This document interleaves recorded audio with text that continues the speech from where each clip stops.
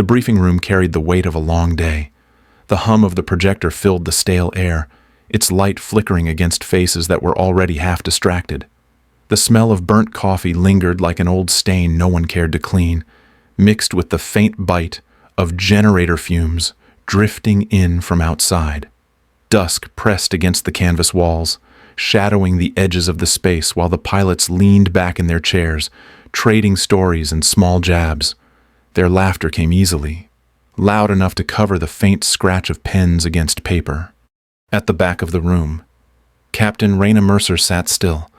Her name was printed at the very bottom of the roster projected on the screen, a thin line almost overlooked as the mission assignment scrolled by. No one mentioned it. The room shifted quickly to the names near the top, the ones circled and underlined. She folded her hands over her checklist. The paper creased and smudged from long use, and waited. She had done this before, enough times to know that patience was not an admired trait in this room. One lieutenant leaned forward, elbow pressing against the table, and said with a smirk that she would be babysitting the radio again. The remark drew a low chuckle from another seat, the kind of sound that was less cruel than careless, yet still sharp. Raina did not turn. Her jaw held steady, her eyes fixed on the shifting map overlays at the front. She caught the faint distortion in the comms relay sector that cut across the valley. The others dismissed it as static, a glitch not worth the time. She filed it away. The conversation rolled on around her. Pilots spoke about fuel loads, about who was running lead, about how the storm front would likely delay any serious engagement. Someone laughed about the terrain overlay, saying no one would fly low enough to make use of the detail anyway. Raina listened, without speaking. Her hand brushed against her checklist, her thumb tracing the oil-smudged corner as if confirming it was still there. The folded sheet was more than a formality. It was the only object that kept her grounded, her proof against the noise. The projector flickered again, showing the planned routes across the mountains. Voices overlapped, confident and dismissive. When the commander glanced at the clock and called the briefing complete, most of the pilots were already half out of their chairs. The scrape of boots and the thud of gear echoed through the canvas walls as they drifted toward the flight line, their laughter rising as the group spread out. Raina rose only after the noise had thinned. She slipped the checklist into her pocket. Movements measured, her silence intact. As she stepped toward the door, the hum of the generator grew louder, almost in rhythm with her thoughts. Last in the roster, she heard one voice say behind her, low but not hidden. The words carried no malice, just the kind of careless truth that stung more than intent. She did not turn to answer. She never did. The words settled into her memory, a quiet reminder that she had been placed at the margin once again. Outside, the light had dropped lower, turning the sky into a bruised mix of purple and gray. The air tasted of dust and fuel. She adjusted her gloves, the leather already worn thin from use, and started across the gravel. Every step pressed the folded checklist harder against her chest. She knew what the storm front meant. She knew the comms glitch would spread if the pressure shifted. She knew the terrain overlay had not been drawn for decoration. The others had laughed. She had cataloged. That was the difference. By the time she reached the edge of the tarmac, the last rays of sun were fading behind the ridgeline. Raina Mercer paused, her hand resting on the pocket where the checklist lay folded tight. She did not need recognition to confirm what she had seen. Competence, she reminded herself, lived in silence. And as the night fell over the base, she carried her resolve with her, already building the record no one else cared to keep. The first light of dawn stretched across the flight line, painting the concrete in pale amber. Engines coughed awake in uneven rhythm, sending ripples of heat through the cool air. The roar of turbines rose quickly, layered with shouts from crew chiefs and hurried footsteps. Pilots moved in clusters, strapping in fast, tossing clipped jokes over radios, rushing to be first airborne. The energy was restless, a kind of noisy competition disguised as routine. Captain Raina Mercer moved differently. Her checklist, edges smudged and creased from years of use, rested flat against her palm as she walked the length of her aircraft. She checked each line item with measured care. The oil smears along the paper did not bother her. They carried memory. Each stain tied to a correction or averted failure.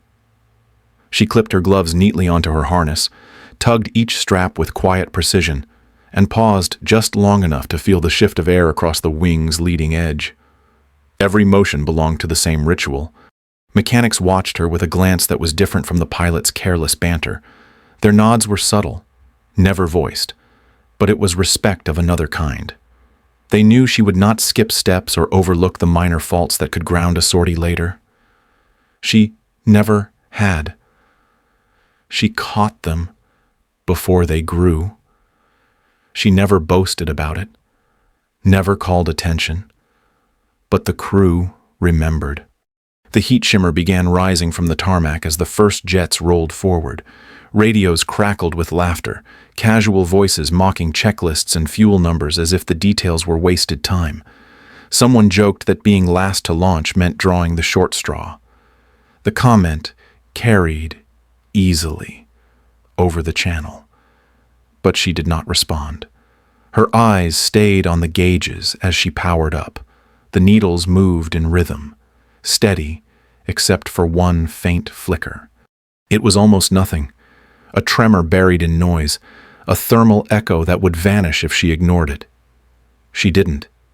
Her pencil moved against the margin of her folded checklist, a quiet mark that only she would read later.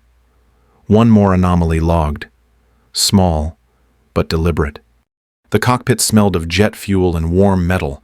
She pulled her helmet down and sealed it, the sound of the outside world thinning until only the steady hum of systems remained. Out on the runway, the first aircraft surged forward, climbing fast with wings banking toward the horizon. Their radio chatter trailed away, filling the sky with laughter and half-formed stories. She sat still, letting them go, the last bird waiting in line. She checked her straps once more. Every buckle secured, gloves clipped exactly where she wanted them. The folded checklist pressed against her sleeve pocket, the familiar weight grounding her in the middle of all the noise. Last to launch, she thought. Not as a curse, but as a reminder. If no one else was watching, then vigilance was hers alone to carry. The crew chief outside raised a hand, signaling clear. She eased the throttle forward, feeling the tremor of power ripple through the frame, then released the brakes. Her hog rolled into motion, wheels humming against the tarmac as the horizon opened in front of her. The rising sun cut low across the runway, dazzling the canopy in sharp light, but her eyes stayed fixed on the gauges. At rotation speed, she lifted the nose, climbing steadily, not in show, but in quiet strength. The laughter of the others was gone now, fading into distance. She carried her log, her folded checklist, and the silent mark of the anomaly only she had noticed. The aircraft rose into the sky as deliberate as her every step, proof carried only in her pocket. The mountains opened wide beneath her wings, ridgelines cut sharp by the morning sun. Below, the convoy wound along the narrow corridor, a line of armored shapes moving steady but exposed. The warthogs spread loosely above, their formation casual, the pilots filling the radio with laughter. Someone called out a false contact, a faint shimmer on their display, and the others mocked it without hesitation. Their voices overlapped, full of jokes and bravado, dismissing anything that suggested more than routine. Captain Raina Mercer kept her hands low on the stick and throttle, her touch steady, pressure measured. Her HUD flickered with clean lines, the systems showing nothing unusual, yet her eyes caught what the filters erased. On the kneeboard overlay, where the expected anomalies were mapped, she saw one bloom too precise, its edges sharp where natural heat should have bled uneven. She pressed her pencil to the page and drew it by hand, circling it with care. "Marker at grid 12, she said over the net, her voice flat, controlled. The reply came back in a laugh. Another pilot quipped that she was chasing ghosts again, and the channel filled with noise. She logged the silence that followed, not the mockery, because silence meant no one cared. To verify, she repeated nothing further. Her gauges flickered, fuel readings jumping slightly before returning to steady. It was not enough to worry the others, but she noted it in the margin of her log. The pencil mark pressed harder this time, as if she knew already that no one else would carry the record. One by one, the others began peeling off, voices light as they announced refuel runs. Some joked about breakfast back at base, the promise of hot food more compelling than a quiet patrol. Reyna stayed, her hog circling slow above the valley. The convoy below looked small, its dust trail climbing faintly into the air. Her eyes returned to the anomaly, the bloom holding steady on her kneeboard sketch. The radio grew quieter with each departing voice until only the static of empty channels filled her ears. She adjusted altitude slightly, pulling into a cleaner line of sight. Her left hand eased the throttle forward a fraction, keeping the climb gentle.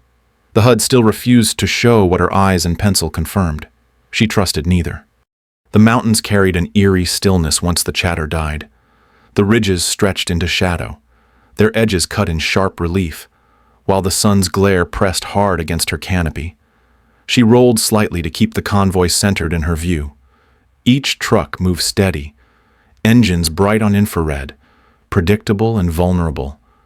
Her pencil hovered over the kneeboard again, pressing a second mark just outside the first, a quiet annotation to herself. The gauges twitched once more, a faint jump that no one else would see. She exhaled slow, steady, as if the breath itself could flatten the motion. She logged the flicker without hesitation. Every detail mattered. Her silence carried weight now, not hesitation but concentration. The empty radio only sharpened her focus. Where others had left, her instinct held her here, circling above the mountain corridor, cataloging the signs no one else had noticed. Reyna adjusted her altitude again, her hog rising into thinner air for a cleaner line on the anomaly. The convoy rolled on, blind to what waited in the ridges. She stayed fixed on the bloom, her pencil mark the only proof it existed. The ignored warning was hers to keep. The first shot came from the ridge, a streak of fire tearing down into the valley. The rocket slammed into the lead vehicle of the convoy, the blast rocking dust and steel across the road. Almost at once, another streak cut from the opposite slope, hammering the last truck in line, boxing the column in. Captain Reyna Mercer's hand tightened on the stick before anyone had called it in. She had seen the bloom first, had marked it, and now it was erupting exactly as she feared. The valley lit in chaos. Mortars thumped from hidden pits, their arcs dropping with frightening precision along the convoy's path. Machine guns ripped into the armored trucks, bullets sparking against metal as soldiers scrambled to return fire. Over the net, comms spiked into frantic bursts. Calls overlapped, orders cut into static, and the words, under heavy contact, filled the air again and again. Reyna looked once at her gauges. The fuel warning flickered, a faint pulse reminding her of how thin her margin had already become. She pressed the throttle forward anyway. The others were gone, peeled away for fuel or comfort, leaving her hog circling alone above a convoy now trapped in the kill zone. The choice was hers alone. She rolled hard, nose dropping into the canyon. The ridge rushed up toward her canopy as she banked sharp, pulling into a low angle that pressed her chest against the harness. The Gatling cannon roared, the sound reverberating through the frame of the aircraft. Each round tearing into the ridgeline. Dirt, rock, and scattered bodies tumbled down as the nests broke apart under the storm of fire. She climbed sharply, the hog shuddering under the strain, then banked again. Below, the convoy staggered, vehicles pulling out of line in a desperate attempt to maneuver. Soldiers dismounted, rifles flashing from poor angles that barely suppressed the ambush. The road was too narrow, the ridges too steep, and every second lost meant another strike raining down. Reyna's radio filled with clipped cries for air cover. She answered with motion, not words. The gauges flickered again as she dropped into her second run. She leveled her wings just long enough to find the muzzle flashes along the ridge, then pressed the trigger. The valley thundered as the cannon shredded through sandbags and firing pits. Enemy fighters broke, scattering into shadow. But more fire snapped from further along the slope. She kept her dive steady, ignoring the tremble in her instruments, eyes fixed on the ridgeline. The hog lifted heavy into its climb, warning lights beginning to glow on her display. Her third run was lower still. She rolled into the canyon, wings almost brushing the slope as she traced the line of enemy fire. RPG trails sparked again, but her rounds cut them mid-flight, detonating them in bursts before they could reach the road. The final gun nest came into view, its barrel already turning toward the convoy. She exhaled slow, steady, then pressed the trigger. The ridge erupted. The nest vanished in fire and dust, its gunners thrown clear as her hog ripped through the canyon. The aircraft shuddered, warning lights flashing, but the road below cleared. The convoy, shaken and battered, rolled forward through smoke and ruin, engines straining, but intact. Her hand stayed steady on the stick as she pulled into climb once more. The gauges fluttered, almost empty, her margin all but gone. She said nothing. The folded checklist pressed against her sleeve, proof against the silence. She had stayed when the others left, and now the valley was hers, alone. Her hog rose out of the canyon, smoke curling below, the convoy crawling alive along the road it had not expected to survive. The aircraft lifted into pale sky, its engine straining, fuel nearly gone, but it had endured. So had she. The debrief tent carried the same stale smell it always did, a mix of dust, sweat, and old canvas. Fluorescent lights buzzed overhead, washing the room in a flat glare that made every face look tired. Officers shuffled papers and passed coffee mugs back and forth, while the air filled with chatter about the convoy that had made it through. The words "convoy saved" repeated often, sometimes with a grin, sometimes with relief, sometimes with the hollow pride of a story already growing in retelling. On the screen at the front, the sortie log scrolled line by line. Names appeared with unit codes, flight paths, and brief summaries. Raina Mercer's eyes found her call sign at the bottom. The entry read only peripheral overwatch. The phrase hung there, sterile and final, as if she had circled above without purpose. No mention of the runs, the ridges, or the cannon fire that had shaken the valley. No note of the convoy trapped in the kill zone. The record said nothing of fuel warnings or gauges trembling against empty. A colonel at the front cleared his throat. His voice carried the authority of someone who had already made up his mind. He called the outcome fortunate, then said it must have been luck, because flying that low was reckless. Another officer muttered that it had not been by the book, that procedures existed for a reason. They spoke in measured tones, as though detachment gave their words weight. None of them had been there to see the valley. The conversations around her carried on without pause. Someone laughed about the convoy commander nearly abandoning his trucks. Someone else speculated about how long until the next ambush. It was all talk, safe and distant. In the back of the room, a young soldier leaned close to another and whispered, not loudly enough for the officers to hear. "That hog stayed," he said, his voice carrying more truth than the board at the front.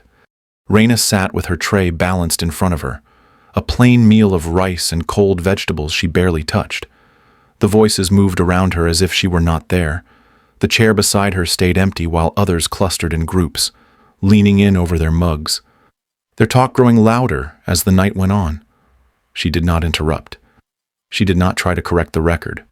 The fluorescent light above her buzzed in uneven rhythm, casting shadows across the edges of the board where her erased call sign had been marked.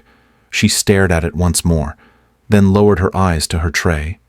She pressed her sleeve against her pocket, feeling the folded checklist still tucked there, oil smudged and heavy with its own kind of truth. Peripheral, she thought. The word settled in her mind, not as insult but as a reminder of how the system worked. Peripheral meant forgotten. Peripheral meant safe to dismiss. Yet endurance lived outside their logs, in the eyes of the convoy that still moved, because her hog had remained. The witnesses were not the ones writing the record, but they existed. She finished her meal slowly, the chatter around her already shifting to new topics, new assignments, new distractions. When the room began to thin, she stayed seated, the quiet weight of her silence heavier than the noise, invisible in triumph. She carried the truth no report would ever hold. The flight line was empty, the vast stretch of concrete glowing faintly under tired lights. Engines had gone silent minutes before, but the smell of cooling turbines still hung in the air, sharp and metallic. The night carried no wind. Shadows stretched long across the tarmac, cast by lamps fixed to the hangar edge that flickered in uneven rhythm. The world seemed to have already moved on, the noise of the day gone with the last crew that had slipped inside. Captain Raina Mercer walked alone, helmet tucked under her arm. The strap swayed lightly with each step, the only motion in the stillness. No one saluted. No one called after her. The airfield was barren but for the faint echo of her boots, each sound fading quickly into the open dark. She stopped near the wingtip of her hog, the machine quiet now, its skin cooling in the night air. For a moment she let her hand rest against the cold metal, the heat long gone but the memory of strain still in the frame. Then she pulled her folded checklist from her sleeve pocket. Its edges were soft, its surface stained with oil and pencil marks. She smoothed it flat against her thigh, the paper resisting slightly before settling into shape. From her pocket, she drew a pencil, worn short from use. She turned the checklist over and wrote one word across the back proof. The letters pressed deep, the graphite sharp against the worn paper. She looked at the word for a moment, then folded the sheet once more, tucking it carefully into her pocket. The motion was deliberate, unhurried, a ritual she carried for herself alone. The lamps buzzed faintly, insects circling the glow, their wings catching in the light. The rest of the tarmac lay dark, the lines of paint barely visible under the dim sky. She adjusted the helmet in her arm and began walking again. Her steps were slow but steady, each one carrying her deeper into shadow. There was no ceremony here, no crowd to recognize her endurance. The ritual belonged only to her. Proof did not rest in the logs or the voices of command. Proof lived in the folded sheet she carried against her chest, in the silence that would never be broken by applause. The shadow reached across her shoulders as she passed beyond the last lamp. The sound of her boots softened against the dark concrete. The word she had written pressed against her pocket, held close where no one else would see. The ritual was complete. Weeks later, the mess hall buzzed with the familiar scrape of trays and the smell of reheated rations. Pilots and crew moved in and out in uneven waves, the room loud with voices yet always filled with the same rhythms of routine. At one corner table, two mechanics leaned over their mugs, speaking low but firm. One said he had seen her hog roll into the canyon so low it looked like the wings would shear against rock. The other swore the aircraft stayed beneath the ridgeline, lower than physics should allow. They shook their heads, not with disbelief but with the kind of respect reserved for something rare. Near them, soldiers from the convoy whispered in their own circle. They spoke of the ambush, of the fire that had closed in from both ends of the valley, of the moment they thought they were done. One described the hog that dove through the smoke like an angel, tearing the ridges apart when no one else remained overhead. The word carried from their table to another, growing softer as it spread. Angel, they said again, quieter this time, almost protective of the claim. At the far side of the hall, two pilots muttered while pretending to study the day's schedule.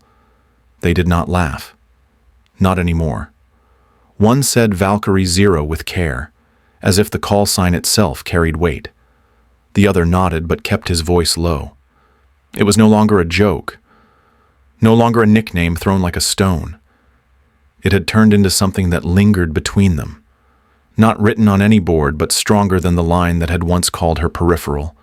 Raina Mercer ate in silence at her own table, her tray balanced neatly before her. She listened without tilting her head, eyes fixed on her food, hands steady. The voices moved around her, never directly at her, but she heard each one. She made no effort to interrupt, offered no nod to confirm or deny. The myth did not need her voice. It was building on its own, carried by those who had seen what she had done, those who had lived because of it. Her kneeboard rested folded in her bag beside her. On the page where she had first marked the bloom, her pencil had pressed the word deliberate, bracketed tight against the circle. The letters stood out sharp, graphite pressed deep into the page. That mark had not been made for command. It had been made for herself, proof of what she had seen when no one else looked. Now, the word belonged to the story others repeated, though they would never know it. The room filled with laughter again as new arrivals brought their own chatter. But the tone was different now, quieter when her call sign passed between them, more careful. She kept eating, unmoved, her silence unbroken. The whispers in the margins had already grown into something larger. Valkyrie Zero had become more than a name on a forgotten log. She did not need to shape it. She only had to let the silence carry it forward. The morning broke pale and cold, the first light stretching across the tarmac in thin lines. The air was still, the base half asleep, the quiet broken only by the distant thrum of generators and the occasional bark of a crew chief's voice.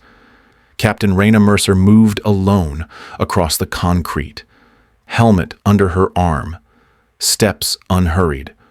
No one turned to watch. There were no salutes, no words spoken in recognition.